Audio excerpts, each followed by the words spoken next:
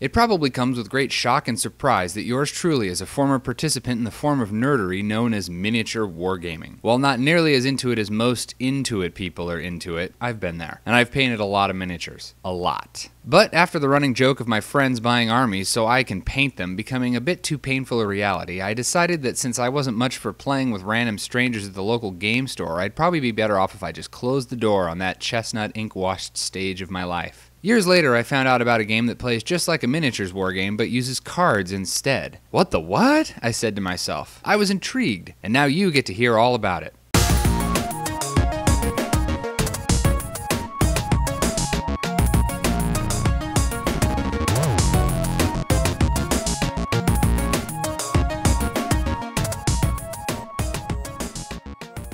The units in players' armies have a point cost, and players decide their point budget before the match. Once both sides have built out their army lists, they deploy on opposite sides of the table, and the first player takes their turn.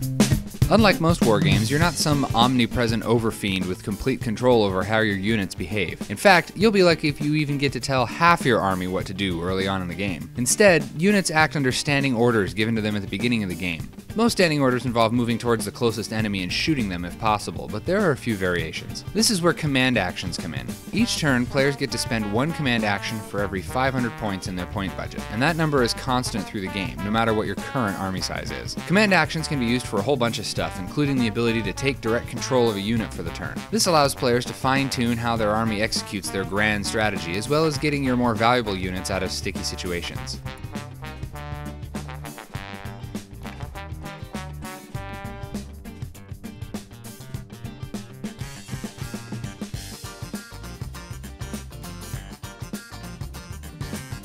Once the active player is moved, everyone starts kung fu fighting. Or, shooting with bows and arrows, whatevs. Ranged units automatically fire at the closest legal target on their turn, and hand-to-hand guys on both sides will attack one unit that they're engaged with. Units have stats for attack and defense. Subtract the corresponding stats from each other to get your target number you have to meet or roll less than to succeed. Roll some dice to hit, roll those hits for damage, and mark off the damage boxes.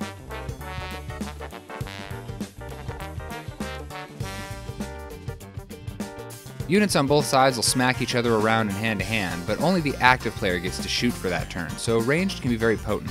Psychology is also a big deal, as there are effects that can cause your units to rout and beat a hasty retreat from the fray. Taking enough damage to put you in the yellow or the red is one main way. You can use your command actions to rally any routed units, which is good because they're otherwise totally vulnerable. Another feature of the game is the command cards. They can be bought as part of your army for 25 points each, or paid for during the game for one command action each.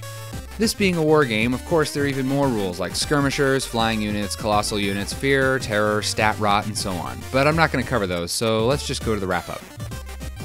The most common description you'll find of this game is a miniature game without the miniatures. Now that's accurate, but it's totally dismissing half of what makes a miniatures game fun.